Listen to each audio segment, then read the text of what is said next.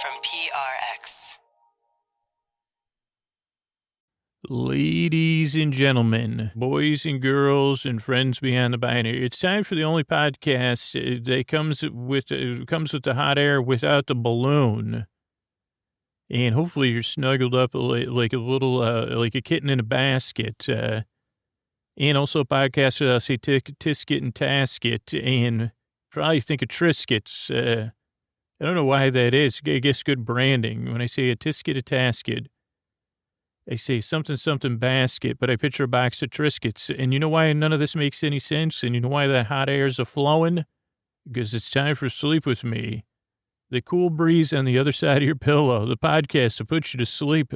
Sleep With Me podcast is brought to you by Progressive Insurance. Do you ever think about switching insurance companies to see if you could save some cash? Progressive makes it easy to see if you could save when you bundle your home and auto policies. Try it at Progressive.com. Progressive Casualty Insurance Company and Affiliates. Potential savings will vary. Not available in all states. Hey everybody, Scoots. It's time to talk about tonight's sponsor, Helix, and this is going to be an interactive experience or indirect interactive. So you're going to go to helixsleep.com/sleep. That's where I'm going now because I'm trying to pick out a new mattress. I moved. I couldn't bring my Helix with me. I miss it so much. So I'm going to take the sleep quiz.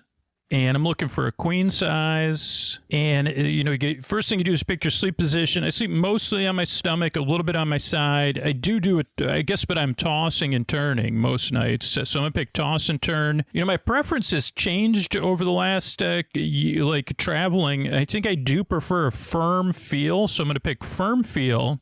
Do I ever wake up with back pain? Sometimes I do. So I'm going to pick sometimes. And how often do you sleep hot? Every night is when I sleep hot. I got to stay cool. And so the mattress I got matched with was the Helix Twilight. It's a firm feel, 2-edge support, breathable cover for side sleepers. And I do think I want it with the Glaciotech's cool cover and cool force layer. So I'm going to pick out some more details here in a little bit before I get it. But that's how easy it is to find the mattress that suits you and your needs, right? I want the mattress that fits my needs. Doesn't mean it's going to be the best mattress for you. That's what's amazing about Helix and their quiz. You just take the quiz. You see if it fits your needs. You take it with your partner. You pick the mattress you get matched with. And then it comes straight to your door, shipped free of charge, and you just set it up, and you're good to go. I mean, I cannot wait to get back into a Helix mattress. So let me know, take the quiz, let me know what mattress you get matched with, and then Helix always has great deals for our listeners, so check it out. Go to helixsleep.com/sleep to see the latest offers for Sleep With Me listeners. That's helixsleep.com/sleep for current offers. Make sure you enter our show name after checkout so they know we sent you. helixsleep.com/sleep. Thanks, everybody.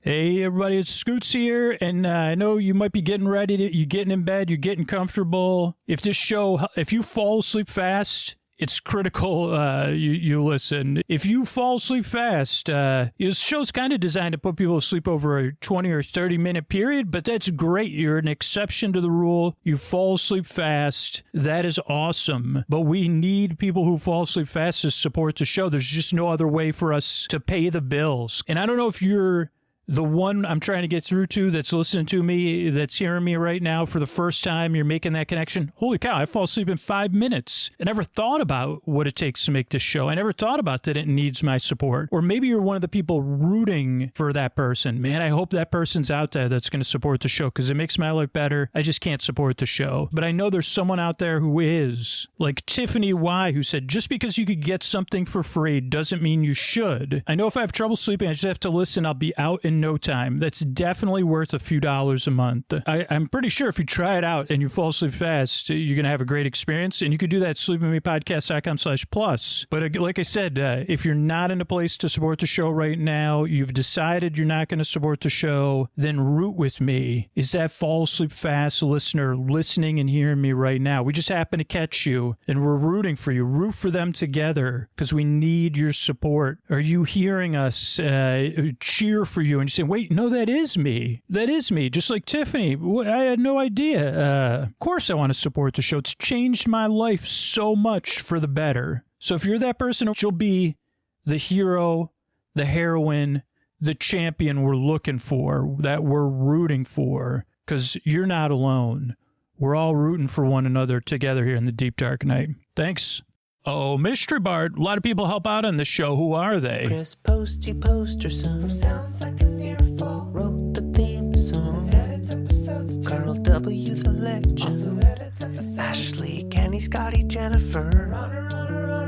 Eric and the team at Astound are on the website. I am the Mystery Bart. I do the lullabies, yeah. I do commissions at JonathanMann.net. I'll write a song for you. Any reason at all. You can tell me the story and I'll make it personal. You see the kindness shine straight on through when the listeners form their own Facebook group. Keith, Stacy, Sarah, Julie, and Jennifer. These are your moderators. Get support dear Scooter on Patreon. Buy the merch and support the sponsors. You can find anything you want at sleepwithmepodcast.com. And we're so proud that we could dance. Rusty Biscuit, Lois, Anna like banana. Leah does the transcripts. Thanks, Mystery Bard. And don't forget, the most comfortable way to listen to Sleep With Me is with sleep phones. You can get sleep phones at sleepwithmepodcast.com/sleep-phones and use Sleep With Me for $5 off at checkout. Sleepwithmepodcast.com/sleep-phones. Use Sleep With Me at checkout. What do you say we get on with the show? Hey, you're up all night tossing, turning, mind racing, trouble getting to sleep, trouble staying asleep? Well, welcome. This is Sleep With Me, the podcast that's here to put you to sleep. We do it with a bedtime story. All you need to do is get in bed, turn out the lights, and press play. I'm going to do the rest. And what I'm going to attempt to do is create a safe place where you could set aside whatever's keeping you awake, whether it's thoughts, feelings, physical sensations, travel, whatever it is that's keeping you up, whether it's something physical, something you're feeling or something you're thinking about, or just something external, like annoyances or let's just say it, annoying people. We're getting called an annoying person. Let's just skip over that part, I mean, I guess there's, people don't say, hey, don't use that word because there's so many other words that start with A and it has so many syllables. But I'm gonna try to take your mind off whatever's keeping you awake, whatever it is. Even if it's my, here's something. Is this I have a bad vocabulary but a lot of verbosity? Maybe. And if I'm saying verbosity long, then somebody's really laughing hard. Or some of you, those of you that use the Oxford comma are probably doubled over like a comma right now. Okay, there's not Oxford commas, but let's think about, could we invent a dance for the Oxford comma? Maybe we'll come back to that. So I'm going to try to create a safe place. The way I'm going to do it is I'm going to send my voice across the deep, dark night. I'm going to use lulling, soothing, creaky, dulcet tones, pointless meanders coming right up, and tangents, distractions. Here I say, distract me. Go ahead. Brain, what do you got? Now it says nothing.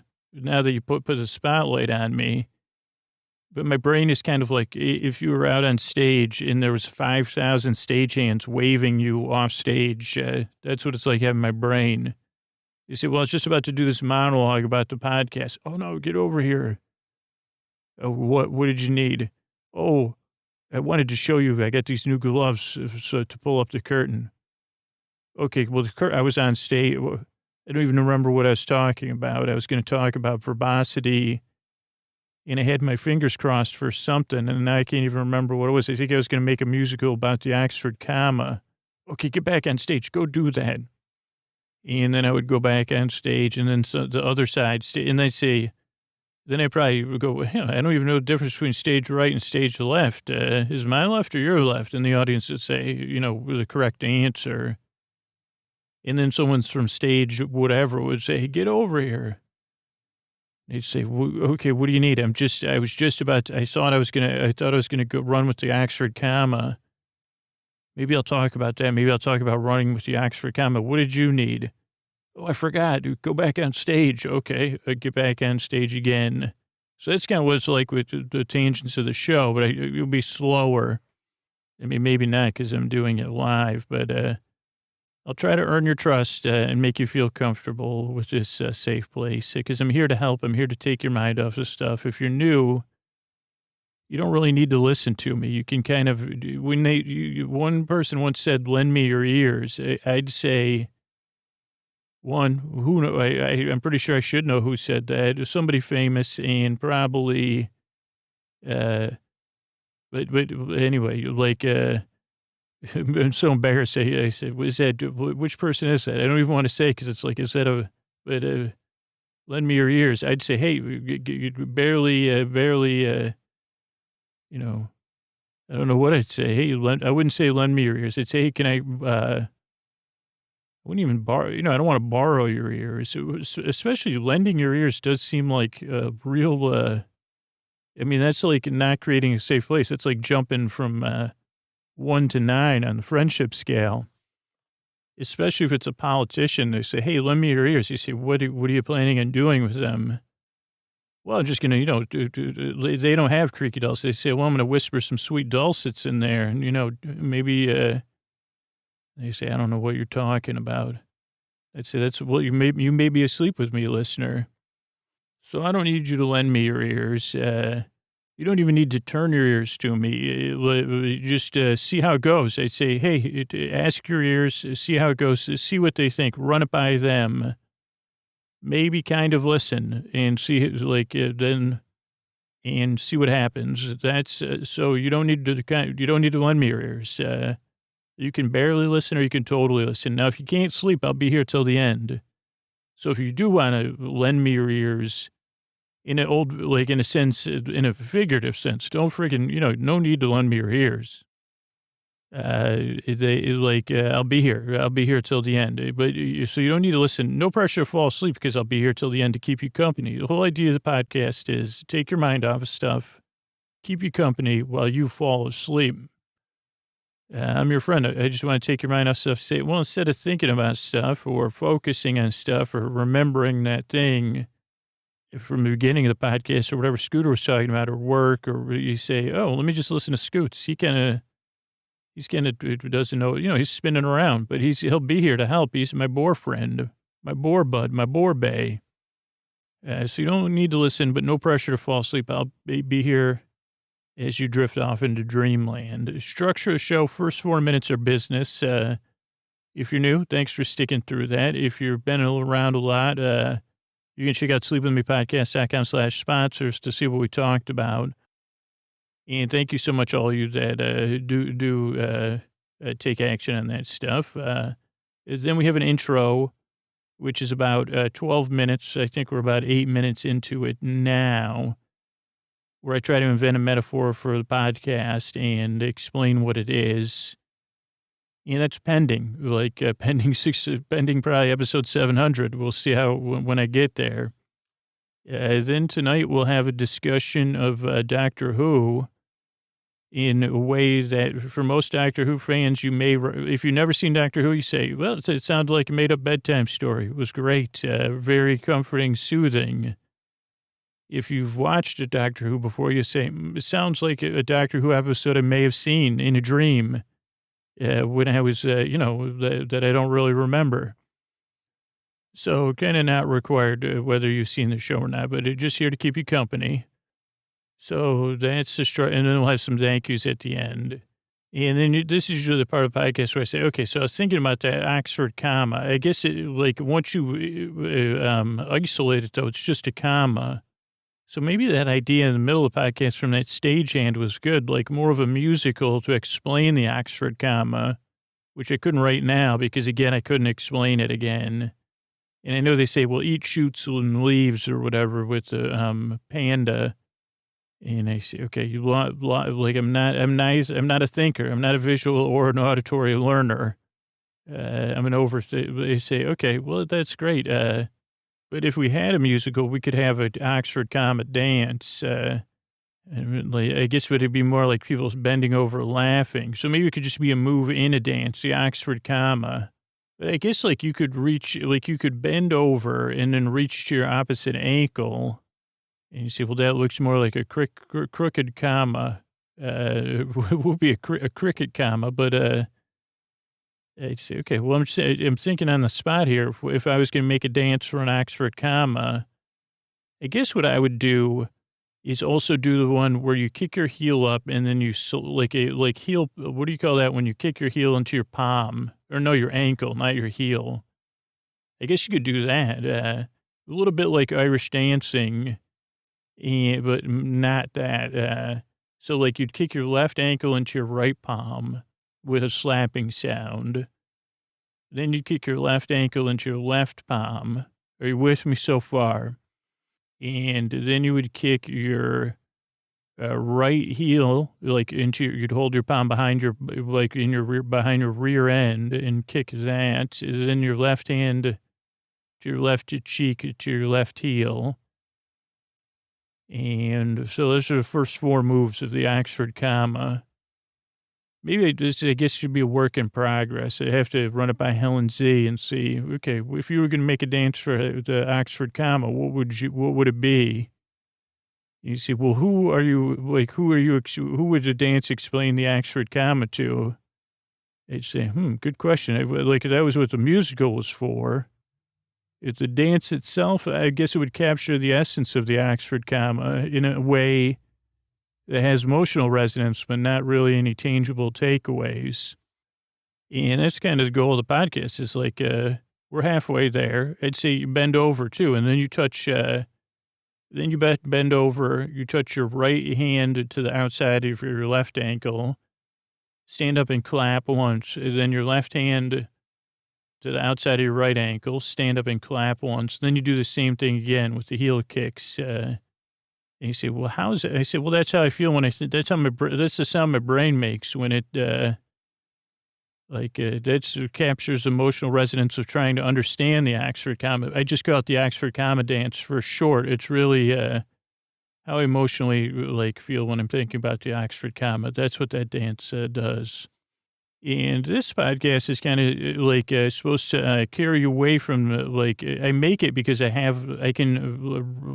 resonates with me when people can't sleep because I've been there lots and lots of times, tossing and turning, feeling a bit lonely or down because I can't sleep, or I woke up at 3 a.m, or I woke up at 5:30 on a 6:30 alarm or whatever. And I just want to be somebody that can be there to keep you company, to take your mind off and say, hey, well, I know it sucks, any of those situations. You deserve a good night's sleep, or a little chuckle, or a quizzical look. You say, okay, I don't get it, Scoots. There's an Oxford comma dance. Yeah, one day I'm going to do it at Oxford in a room or something by myself, not publicly. But yeah, I guess that's it. And they'd say, we don't have anything to do with the Oxford comma. They say, well, I'll just take it over to Cambridge then, if you think that's fine. And they would, I'm sure they would have a hearty heart. They'd be doing the Oxford comma double over with laughter, maybe. And I'd say, you won't be laughing long when I come out with the Cambridge comma. And they say, again, we don't have anything to do with that. He said, well, okay, it's fine. It's free. I don't know if you've ever heard of the word branding before. Not that you probably need it. Clearly you don't. So I'll take it over to Cambridge and see what they think. Then they'd say, sorry, Cambridge, too many syllables to make. I don't know if I can make Cambridge comma work since it's usually just in Twitter and dating profiles where I see it mentioned. I could come up with the Cambridge comma dance if you give me some time. But anyway, this is kind of like a dance, it is, there's no song, and it's like a meandering dance to take your mind off stuff, to keep you company, to take the seriousness out of bedtime, and ideally you drift off in a dreamland whenever you feel like it. We'll be talking about Doctor Who coming up here, but I really appreciate your time. If this is your first time listening to the podcast, give it a few tries. It doesn't work for everybody. but it is something that takes some adjustment to get used to. But I'm glad you're here. I work very hard. I yearn and I strive to help you fall asleep. Thanks. And let's keep the show going. All right, everybody, it's time to talk about tonight's sponsor, Uncommon Goods. Uncommon Goods makes your holiday shopping stress-free and joyful with thousands of one-of-a-kind gifts you can't find anywhere else. I love doing gift shopping on Uncommon Goods. I did a little bit of Scoots just moved, so let's get some gifts for Scoots himself gift shopping to prepare for this ad read, because Uncommon Goods looks for products that are high-quality, unique, and often handmade or made in the U.S. Many are crafted by independent artists and small businesses, and because they're made in small batches, the best can sell out fast. Now, I got a few gifts for myself, but these were great. Like, I would have gifted these to other people. I got a little bit of a bed organizer that you put under your mattress, then it hangs on the side of your bed. I could put my reading device there, my phone there, and it's a beautiful print. It's also nice. It just feels good. It looks good. It feels good.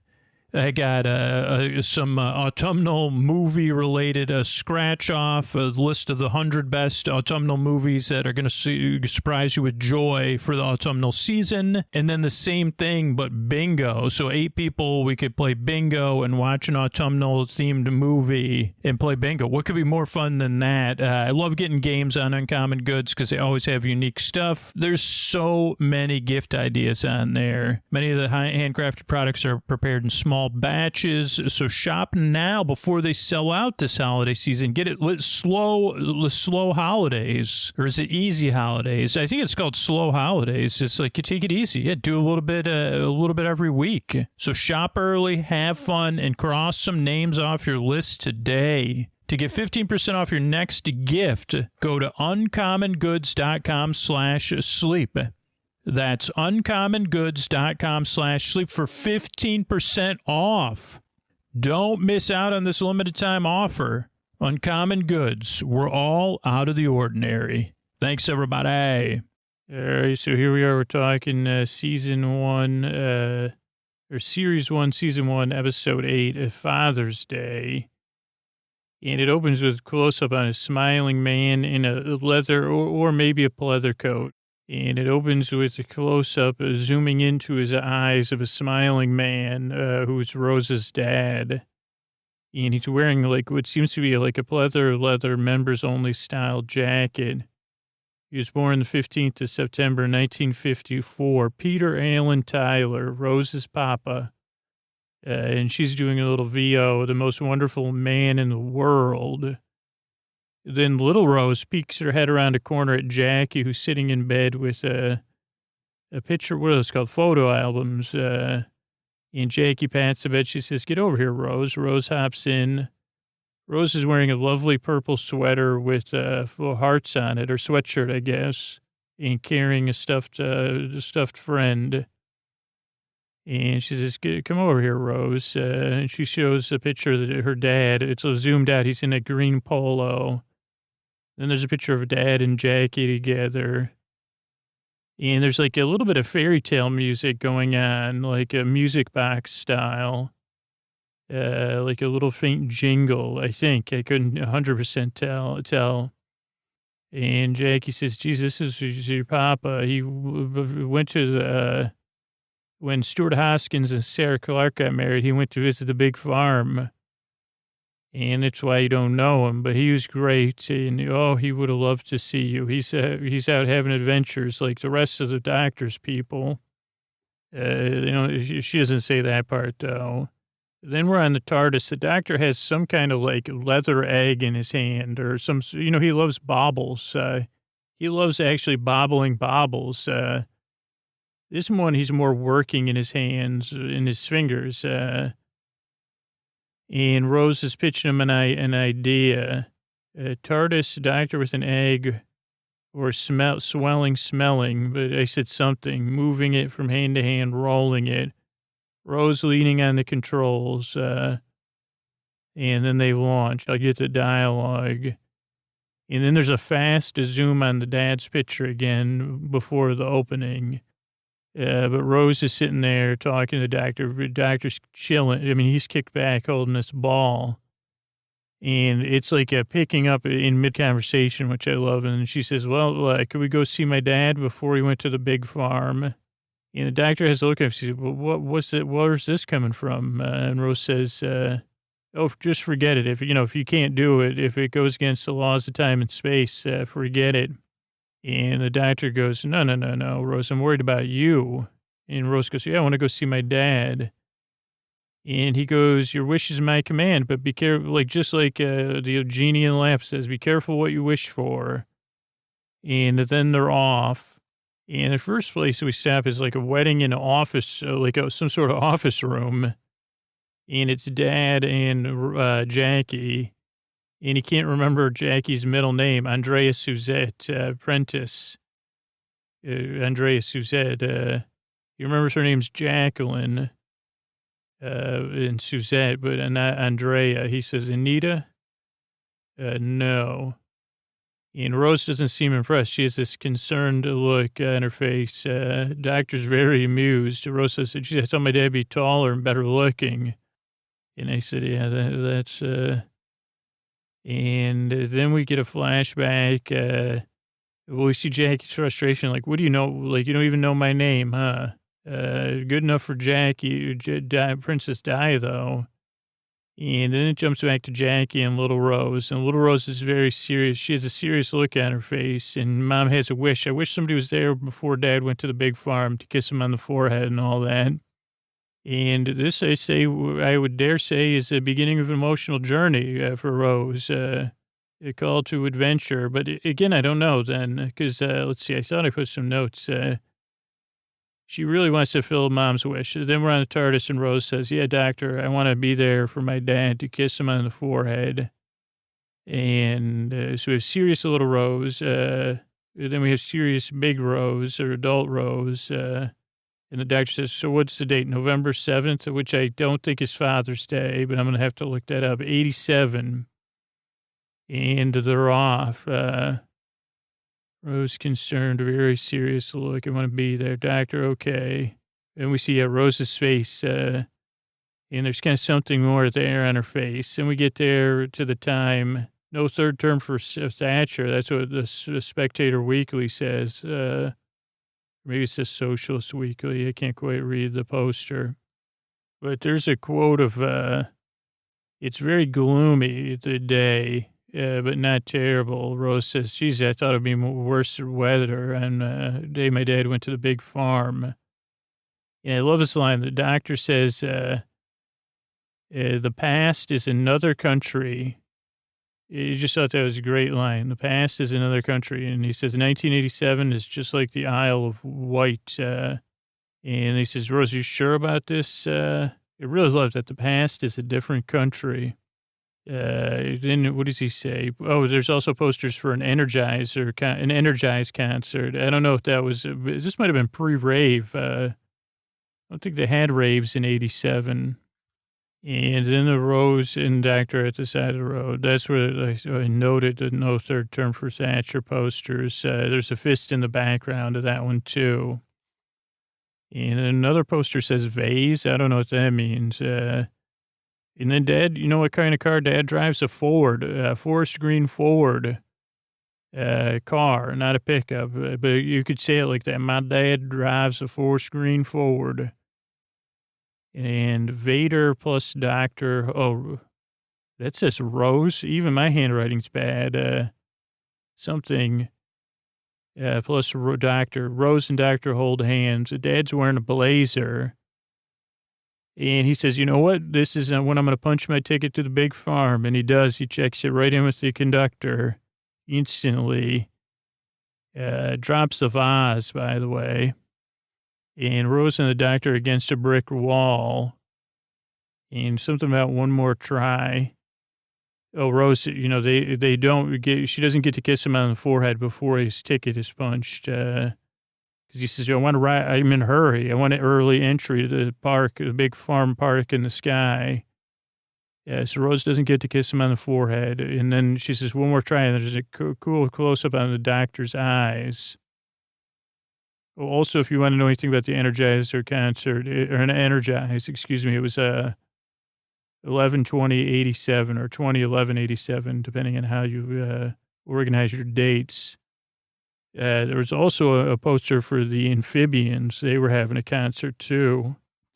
So then there's another set of, so then we have another set. So then they're trying to do it again. And there's two sets of doctors in the rows. And like one set closer to the street and one set, the second set, which we're with, hanging back. And they see the first set, and the doctor says, that's you and me. So two sets of us being here is not good at the same time. You don't need to see Back to the Future to realize that. He goes, so wait till they run off and then go kiss your dad on the forehead. And we see the first rose in the doctor's reaction as the dad pulls up in his green Ford.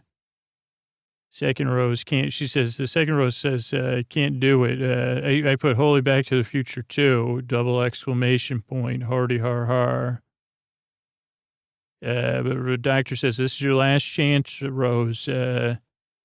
And before Dad gets out of his car, right as he gets out, Rose runs. And she says, the doctor says, Rose, don't do it. And she says, you know what, Dad, let's not punch your ticket. You're not getting early entry to the big farm. We're going to go do some stuff. And the first set of doctor in the rows, they vanish. The second doctor really glares. Dad is like, what the heck? I didn't even, like I said, I guess only my subconscious was, what do you mean big farm? He goes, blimey. And it's awkward because Rose goes, look at you. Holy cow, look at you.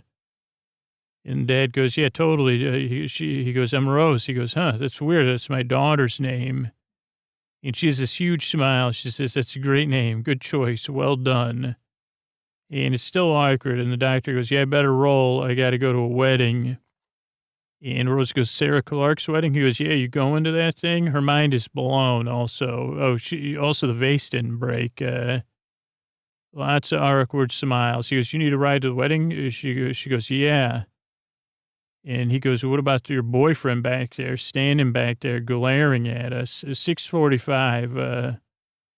I guess I liked that moment so much I wrote down the timestamp. And let's see, you and your boyfriend need a lift. Doctor's glare. Yeah, 6:45, ! And we see a red sky map with birds and dramatic music. Then we're at Dad and Jackie's place. They're looking at Dad's trophies for bowling and stuff. The doctor's not happy the whole time. And there's a lot of cool details. There's a bunch of charcoal drawings. So I don't know if Jackie or Dad are into charcoal drawings or they were. There's also a weird doll in like a cubby or like some sort of space in a red dress. Stallion in charcoal. Again, what does that mean? ? Break up, ? Let me look. So the dad goes in, he goes, yeah, sorry, this place is a disaster. Who wants tea? And he goes, geez, I should have invented the windowsill refrigerator. You just keep stuff on the windowsill. It keeps it cold. You don't need a refrigerator. He goes, I could have been rich. And Rose is smiling like her dad's brilliant. He goes, I should write that down. Anyway, he's a bit like me, except he's an inventor, he's scattered a bit like me. And Rose is nervous showing the doctor all the stuff her dad used to sell, like vitamins, like weird stuff. These big, like aloe vera or something, tonics, Mom used to call them. And Rose is like, he was so clever. The doctor still doesn't say anything. And then Rose sees his plans. Dad was working on a solar power plan. Now he can save the world with solar power. And doctor's still not happy. And Rose, she's either misreading him or trying to change the subject. She goes, listen, sorry, I'll tell him we're not boyfriend and girlfriend. And the doctor acts like he figured out something. He goes, oh, when you asked me, do I travel in space? And then I said, time machine, that caught your attention. And Rose goes, it wasn't a secret plan. it wasn't premeditated. I just said, let me stop him from punching his ticket to the big farm. And this was interesting. If you're like me and new to this, the doctor says, I did it again. So I don't know if in the older ones this has happened before to the doctor where a human being's taking advantage of him. But he goes, I picked another stupid ape, should have known. It's not about showing you the universe. It's about the universe doing something for you. And Rose goes, oh, okay, it's okay to save the world, but not keep my dad from punching his ticket to the big farm. And the doctor goes, I'm a Time Lord. Listen up. He goes, didn't you see Back to the Future too? He goes, 2 sets of us can't be there. It complicates things. And Rose goes, well, we saved him. And the doctor goes, don't you think I thought about this? So, all this going back and protecting all the other Time Lords, my whole family. And Rose goes, yeah, it's not like I changed history. He's not going to be important. And the doctor goes, Rose, there's a person that's supposed to be at the big farm that's not an ordinary man. That's the most important thing in creation. The whole world's different now. Rose goes, holy mackerel. And the doctor goes, holy mackerel. And Rose goes, you're just jealous that he's, she goes, it's a complicated situation and this complicates it further, our relationship. And the doctor goes, fine, give me the keys to the TARDIS. I'm out. And Rose goes, this was kind of mean, but I liked it. The doctor goes, if you're going to have to, he goes, if it's so complicated, just give me the TARDIS keys. And Rose goes, fine. And the doctor goes, well, you got what you wanted. Adios, amiga. And then Rose goes, give it up, doctor. And this is really harsh. She goes, I know how sad you are. You'll be back in a minute, or you'll hang around the TARDIS waiting for me. And I said, Rose can really turn it on. But the doctor goes, he leaves, and Rose goes, okay, you just keep waiting for me at the TARDIS. Then Dad pokes out. Oh, so that's what again, because I put 3 question marks and boxed again. And then Dad's like, what are you two breaking up? Sorry about that. And Rose doesn't say anything. Then we see, I know how sad you are. The doctor stomps off down the street. Then we see a red map view of people doing chores and we see some bird sounds. Then we see Rose kind of picking up around Dad's house. And he says, oh, this would be a good time to chat. What are you doing? She goes, oh, just a habit. He goes, listen, don't worry. People, couples aren't perfect. And she goes, we're not a couple, but I don't know why he left without me. And Dad goes, well, if we were good, and Rose goes, oh, no, change in subject totally to the max. And Dad's like, geez, you really know how to flatter somebody. And Rose goes, let's go. And she holds out her arms so they can go arm in arm. And Dad's like, this is even more confusing than I thought. You're a bit of a loon. And he goes, but I still feel like I've met you before. Then we see an empty church, or mostly empty. The groom and the dad are talking. The dad's kind of a sleaze. Then we have the doctor walking. His hands are in his pocket. He gets the TARDIS. The wind picks up. He puts his keys in the door, and it's just a police box. It's not the TARDIS. And the doctor's like, what in the heck?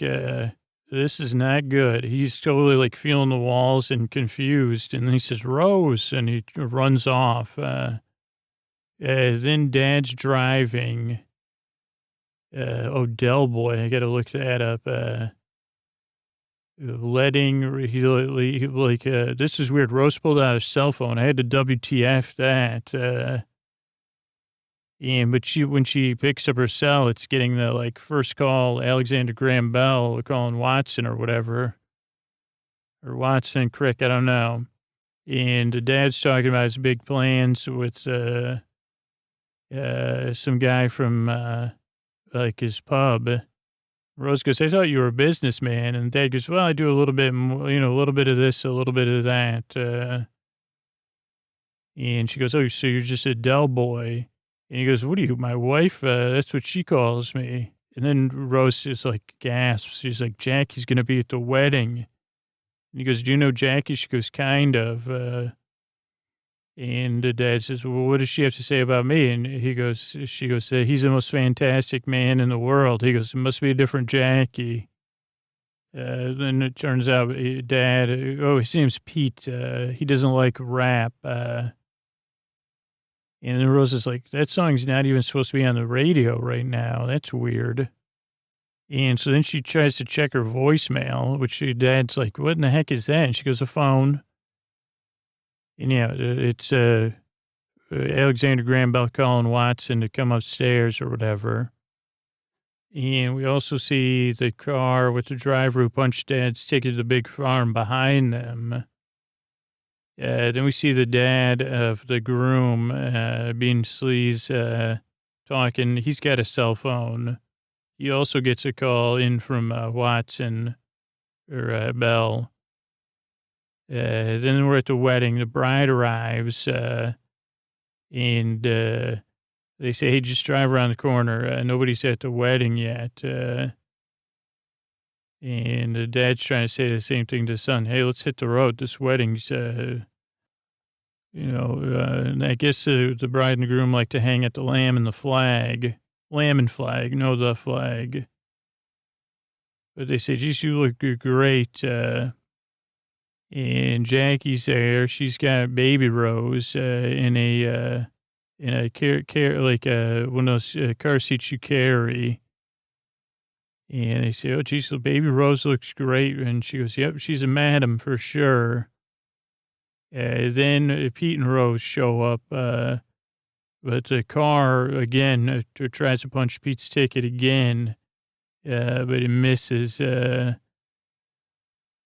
car again the driver says, hey, Pete, let's get to the big farm, but that doesn't happen. Yeah, then we see Jackie's not super nice to Pete or to Rose. She goes, basically, what in the heck? What do you, come care, do like, she's like, you'd be late for your own ticket punching. And she goes, who in the heck is this? And Jackie's kind of staring at Rose. And she goes, what are you staring at? And Rose goes, your hair. Never seen it so nice. And Rose goes, look at that baby. Is that yours? And then Jackie goes, Pete, what do you got? What in the heck? We see that Pete maybe fancies himself a player with cloakroom attendants. He says, no, we were just picking up coats from the floor. And then Rose goes, Dad, you don't fancy yourself a player, do you? And at some point he goes, why'd you call me Dad? These are at different points, but at some point she called him Dad. Baby Rose looks on. I liked she was a good actress for a baby. She really had some good looks in this episode. And Jackie's going on a tangent at some point. You're like, this is going to be, it's going to be a long wedding. And she's really had enough, though, at this point with the rubbish. But she definitely brings Pete down. And he goes, can we just talk about this later? And Jackie says, well, I'm always, you buy cut rate detergents, tonic water, Betamax. None of it works. I'm drowning in your rubbish, Pete. And she goes, what did he tell you? She says this to Rose. Did you tell you he's a big shot? Because he's not. And she even says, Rose needs a proper father. Hintity, hint, doctor. But in an awkward way or something. And Pete just goes, I'm just doing my best, Jackie. And Rose goes, Mom and Dad, stop it. She goes, I thought you two loved one another. And Jackie's like, what? Why are you in our business? This doesn't make any sense. And then Jackie storms off. Pete storms off after her. He goes, hey, wait here. Actually, go straighten the car up. Bring her around the corner and don't cause any trouble. Then we see more red stuff. A kid on swings. A kid knows something's up, which will pay off a little bit, too. And he runs off, takes off. Jackie and Dad are still having a debate, and the kid comes running. He goes, hey, there's trouble coming with birds. There's also swan topiaries in front of the church. Then the doctor comes running. Rose smiles like she's won an argument. And the doctor goes, get in the church, birds. Seagulls, fresh from the beach, eating tons of stuff. Get inside. And so they run inside into the church, everybody. And doctor gets in, and then they see the birds, and everybody's like, whew, we just dodged that one. Like, especially if everybody's in their nice wedding clothes, be ashamed to deal with these seagulls. And then they said, and there's pigeons, too. And they're circling the wedding. And then they said, geez, the ministers aren't even here, and now the ministers are going to have to come in. And they go, this is really going to mess stuff up. And the doctor goes, everybody, come on, inside. And somebody says, well, what if the pigeons or seagulls get in the church and fly around? Most of this stuff is rented. And the doctor says, okay, well, we'll figure out a plan. Because they're like, why is there so many seagulls and pigeons, and how are we going to take wedding photos with birds outside? And the doctor goes, it was so strange. It's a wound in time. And they ask Jackie, he says, can you close some windows? She goes, what's going on with these birds? He goes, yeah, it's a wound in time. And she goes, what? And he goes, Jackie, please don't argue with me. And she goes, how do you know my name? He goes, hey, listen, Jackie, Tyler, go close some windows and now. And she goes, okay. And he goes, geez, I've been waiting to do that. Should have done it ages ago. Then the groom comes. He goes, my dad was, because I think my dad is outside. And the doctor goes, well, he's on his own then, because, he goes, he's going to have to worry about his own. Maybe he should just go back straight to the tuck shop. That's probably what he did. And then he goes, I trying to call him with this old-fashioned cell phone, but it keeps not working. And the doctor holds it up to his ears. He goes, that's the first phone call, Alexander Graham Bell. He goes, I don't think it's working right. And Stuart's like, we got to call, get some umbrellas over here or something. And the doctor goes, not going to help.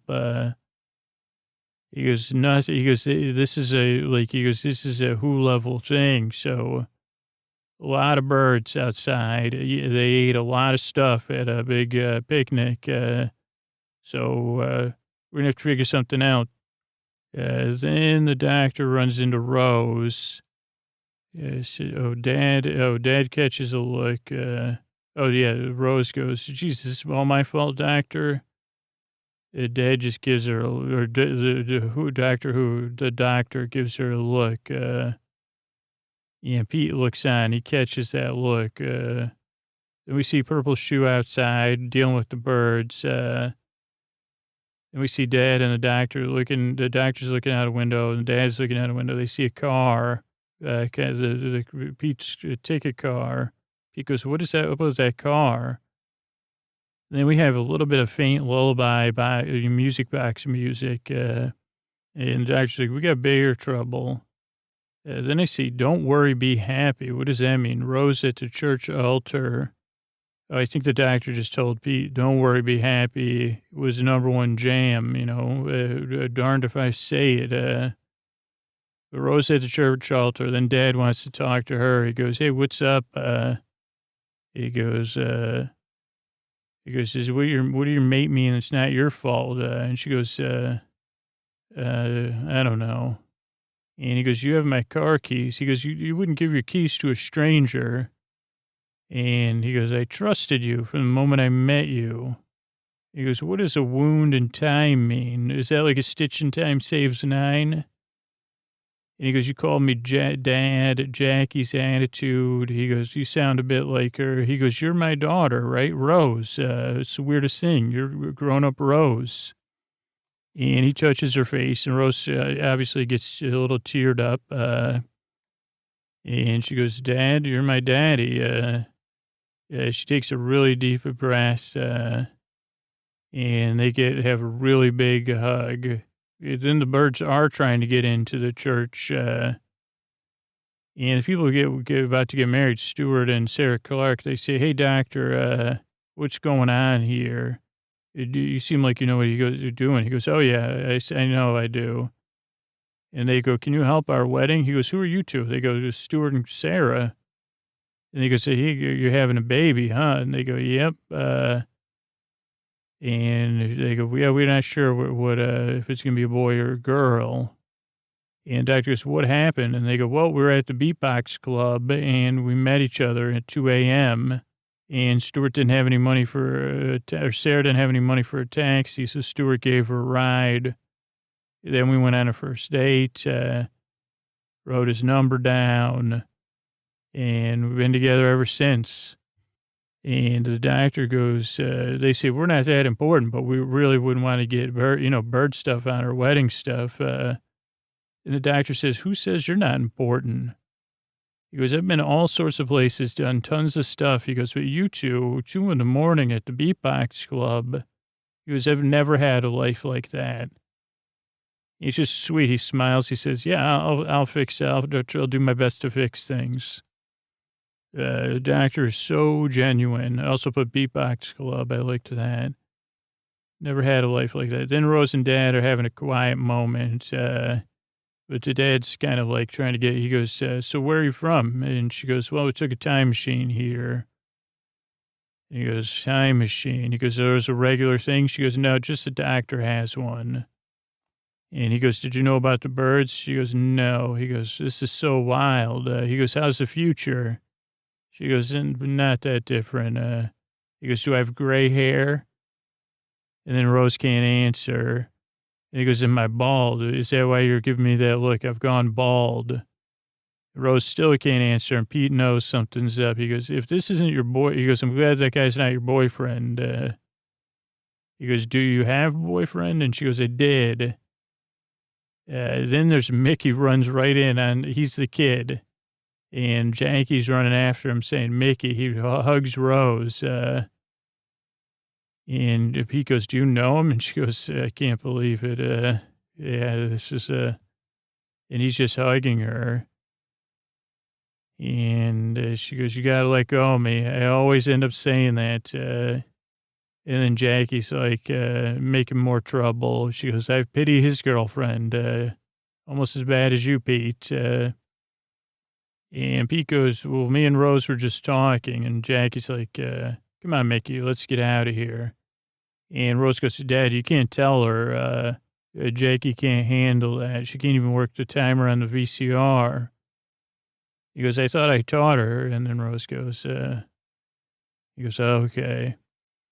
Then Rose can't answer, and Mickey runs in. So I got that.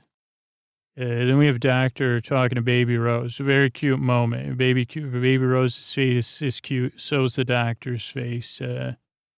He goes, hey, Baby Rose, please don't let these birds poop on all these wedding people. Then regular Rose comes out. And Doctor goes, look at Jackie, put me in charge of you. Ha, ha, ha. And Rose goes, I think I just imprinted myself on Mickey like a mother chicken.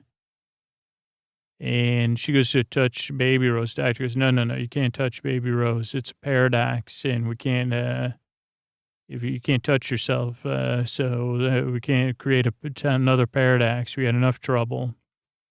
And Rose goes, geez, can't do anything right. And the doctor goes, not lately, so don't touch the baby.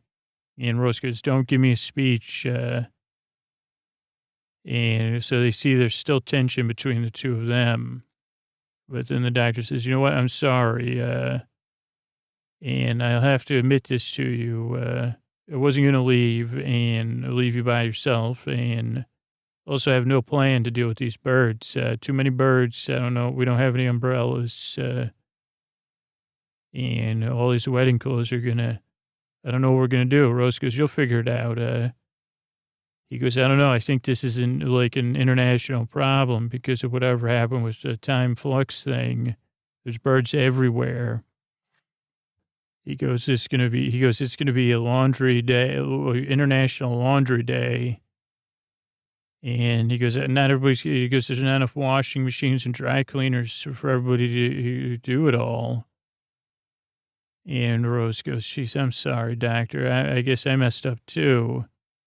No, she says, if I realize, the doctor says, just apologize. And she goes, I'm sorry. Then they hug. And she feels something warm. She goes, what is the hot thing in your pocket? And it's the TARDIS key. So it's glowing bright. Rose drops it. And the doctor goes, yippee-yay, the TARDIS key is still connected. So then he goes into a preacher mode.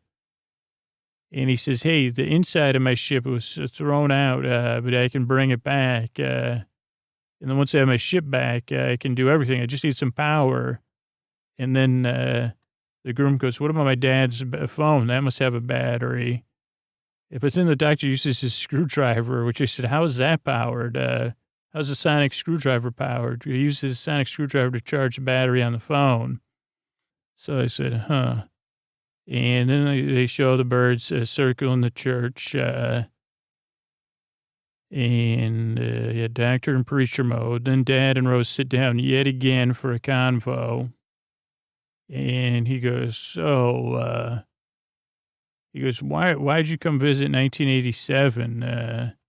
Rose goes, accident. He goes, yeah, because you really helped me from punching my ticket back there. And she goes, that was just a coincidence. Good luck. And the doctor goes, in the future, me and Jackie still, happy. And Rose goes, oh, yeah. He goes, you live with us? She goes, yeah. And he goes, am I the best dad ever? She goes, you know what? You used to tell me a bedtime story every night. You never missed one. And she's smiling like she's genuine. She goes, all those picnics we took, all the good times, really could rely on you. And Pete goes, Rose, come on, that's not me. And it is a nice this had a lot of tender moments. Really, Doctor Who's full of these tender moments, actually. But her dad sees through the lies. Then the doctor, what do we say? The doctor puts the key into the TARDIS, and he uses his jacket to not touch it. And he goes, okay, no one touch the key. He goes, anybody touches it, that's going to be it. He goes, all right, we're going to have the wedding just like we said. Then we see outside the car going around the block again. He goes, the doctor's so happy. He goes, we are having a wedding. TARDIS, when he puts the key into the air, then the TARDIS zaps back and forth, kind of cycling in and out of time space. Jackie's staring back at Rose sitting next to Pete at some point, glaring. Oh, and the doctor. And then Rose and the doctor are talking. Pete's behind him. And she goes, when everything gets sorted out, what's the plan? And the doctor goes, everybody here will forget, but what you changed will still be the same. And then Pete pipes in. He goes, you mean I won't be at the big farm, even though I'm supposed to be? And he goes, that's why, I just resell aloe vera jugs. He goes, I'm supposed to be at the big farm. And the doctor goes, that's not how it works. And Pete goes, totally not true, doctor. He goes, this whole wedding, he goes, all this bird mess is all my fault. And Rose goes, no, it's my fault. And he goes, no, I'm your dad. It's my job, my fault. And then Jackie's listening and she goes, Dad, what in the heck? How could you be her dad? She goes, Pete, that's, the math is not great on that one. And then Pete goes, Jackie, this is Rose. And she goes, she goes, what? 2 roses? And he goes, no, the same Rose. And he goes and hands baby Rose, to Rose. And Rose and the doctor are like, oh no, but it's too late. And And somehow there's like a Godzilla call. Stuff happens in slow motion a little bit. The doctor stands up. Everybody's like, oh no, the birds just start coming in. And like just a one flock flying in formation though. And the doctor runs out. He goes, I have scraps of food in my pockets. And the birds actually hear him and they follow him. And then he vanishes in the birds. And then the birds they run into the TARDIS and vanish. Then the TARDIS vanishes. And then the key drops. And Rose is like, the key is cold, but the doctor's gone.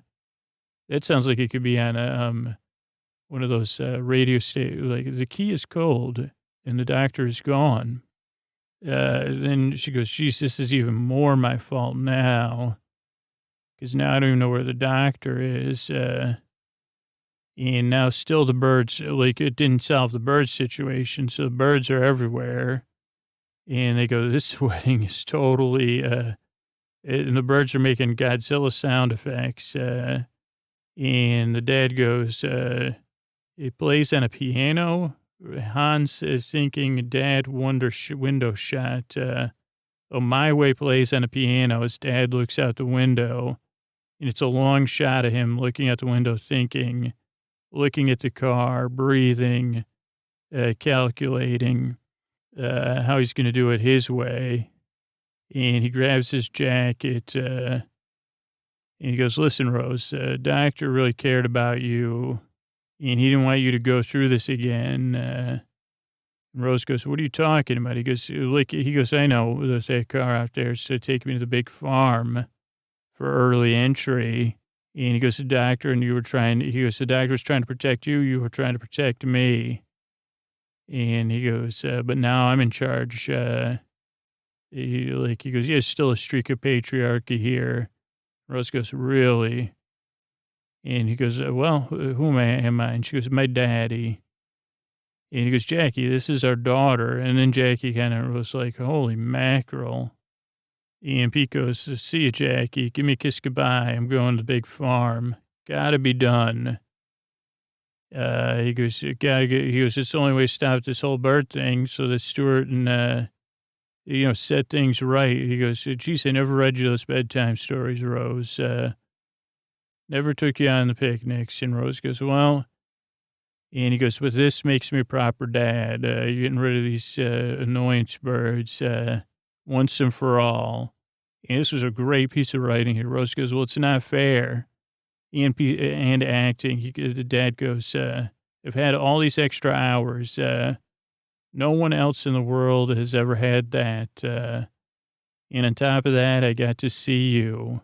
And you're so beautiful, Rose. And he goes, how lucky is that? I really loved that. Just says how he appreciated those extra moments. Eyes closed, all these extra hours, a nice sad smile. Rose gives him the vase to take with him. And he goes to Dad, Jackie, and Rose have a three-way hug. Not with baby Rose, though. And Dad saves the day by going he goes and says, let's get to the big farm, get rid of these birds. And Rose is standing outside. Her eyes are closed as the wind blows and the birds return to whence they came. And as her eyes are closed, the doctor walks up right to her. He goes, go to your dad. You still have time to kiss him on the forehead. Quick. And she runs to Dad. The wedding lets out. There's no birds. Everybody's happy. Jackie's there with the little Rose. The girl sat and held his hand. G-Rill. History's changed. I don't know what that says. G-Rill held his hand. Let me see, because it's playing now. Here goes the dad. Oh, and then I said, then it flashes back to baby Rose and Mom. And I said, is Rose's memory? Let me see. Let me watch it again. So there's the birds disappearing. Rose's eyes are closed. Wind's blowing. Doctor comes up, says, go say goodbye to Dad, Rose. Go to him quick. And she runs to Dad and kisses him on his forehead, which is nice. And that's a really nice moment. And then the wind is blowing a little bit. And the next scene, Rose takes a little bit of a breathy poo, looks back, wedding lets out everybody, all the characters that weren't at the wedding are there. And then it's, Jackie and baby Rose looking at the thing. And then the history has changed. She says a woman was there to kiss Dad on the forehead as he got his early entry to the big farm. A girl sat with him and held his hand. And I said, well, wouldn't this impact adult Rose in our current time? I need a Time Lord to explain this to me now.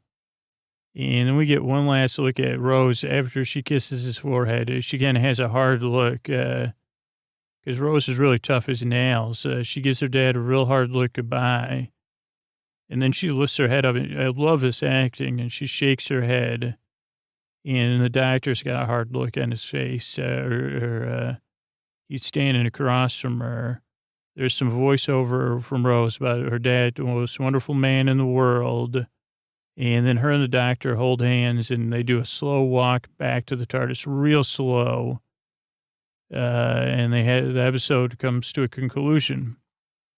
Okay, so this one I had to learn. Del Boy is named after Derek Edward Trotter, a fictional lead character in the popular BBC sitcom Only Fools and Horses, and one of the characters from the prequel Rocks and Chips, played by David Jason as a teenager and James Buckley in the prequel.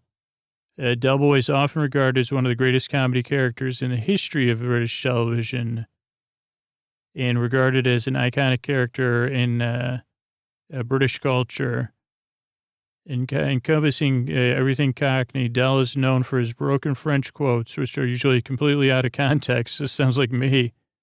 In a variety of catchphrases include, "He who dare wins," and this time next year we'll be millionaires. He's a happy-go-lucky, cheeky character. While not the most successful, his general optimism and confidence is one thing, but he's also doesn't tell the truth and works to serve his interests, claim to be big into health stuff. So it's funny. That's a good reference. And I think there's some other stuff I want to look up, but I can't find it. But a paradox is, since I never know if I'm using that word correctly, is this, according to Wikipedia, a statement that despite apparently sound reasoning from true premises leads to an apparently self-contradictory or logically unacceptable conclusion.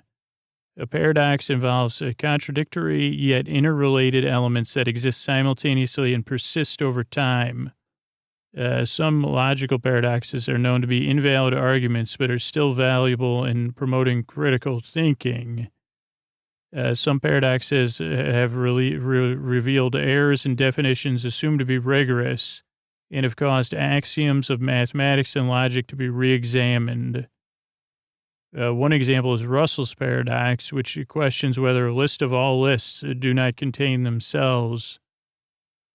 Would that include itself? And showed attempts to found set theory on the identification of sets. I don't know. I don't understand that one.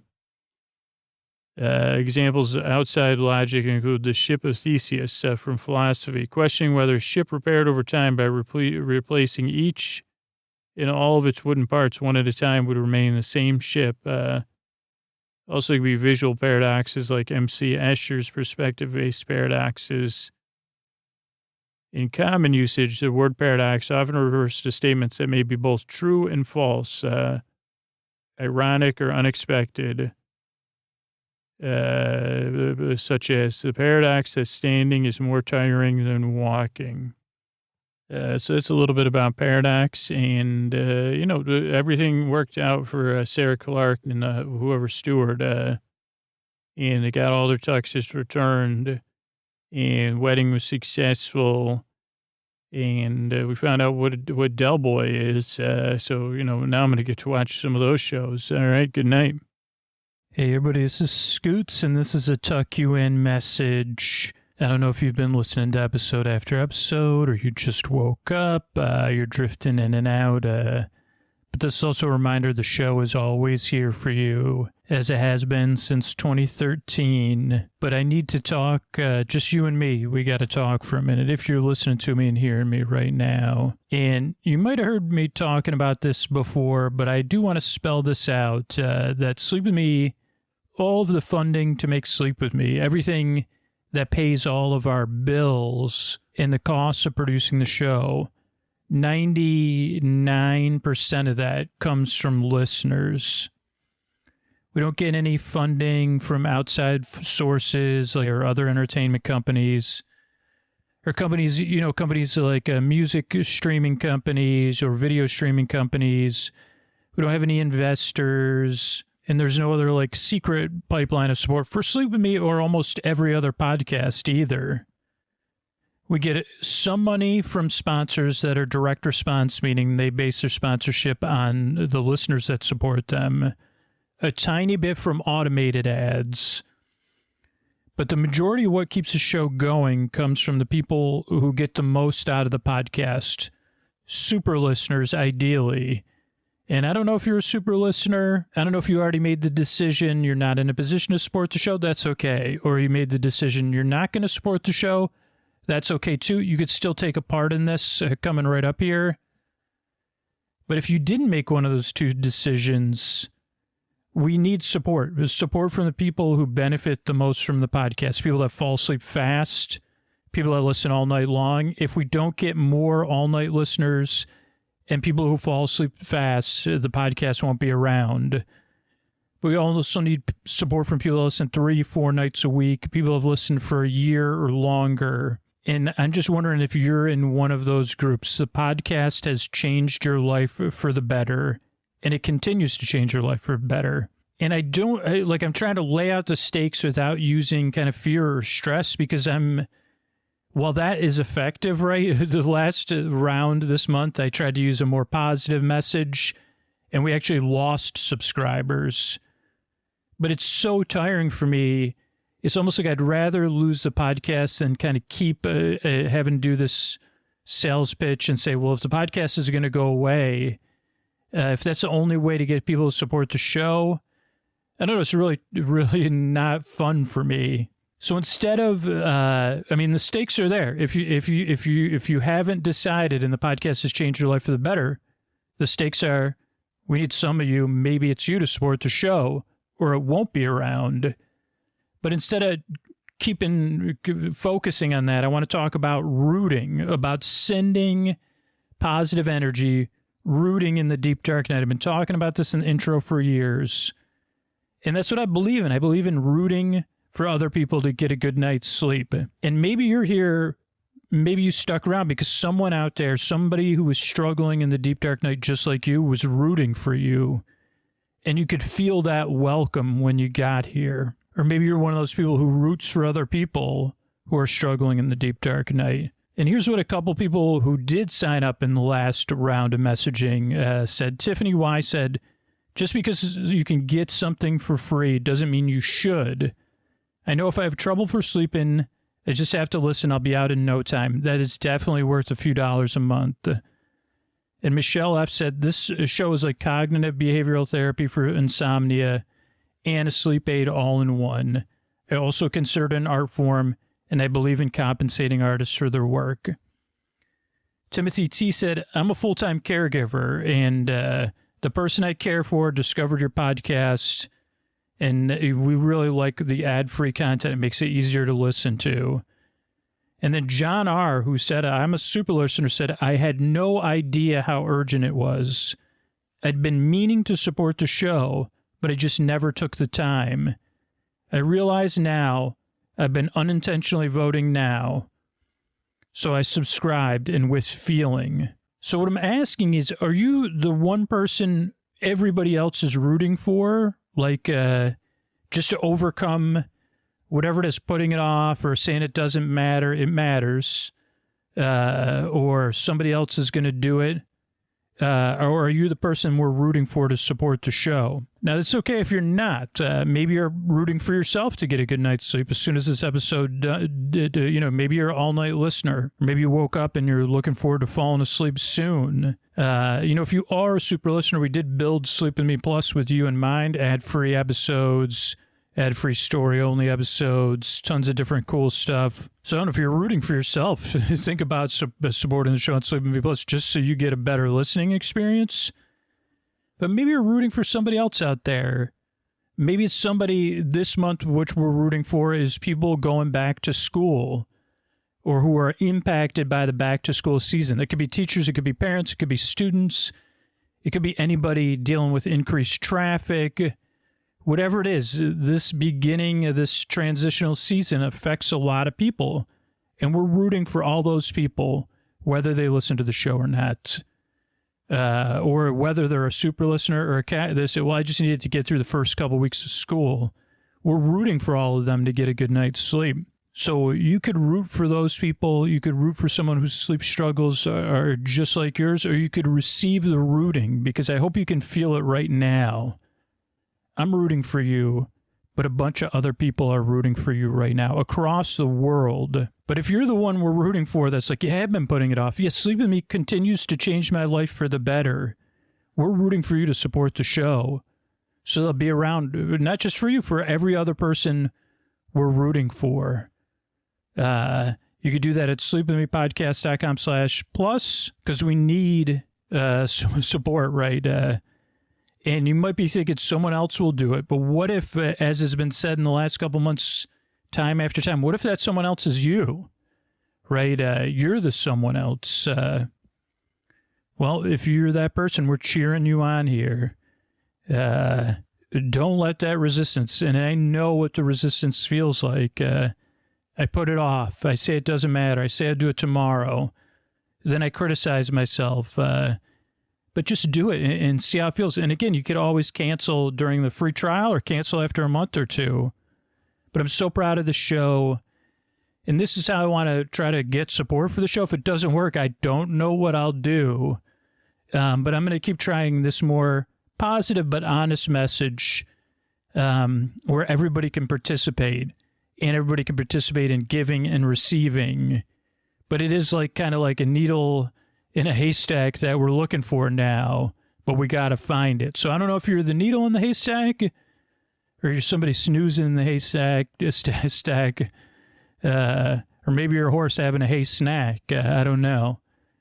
But thanks so much for listening, and good night.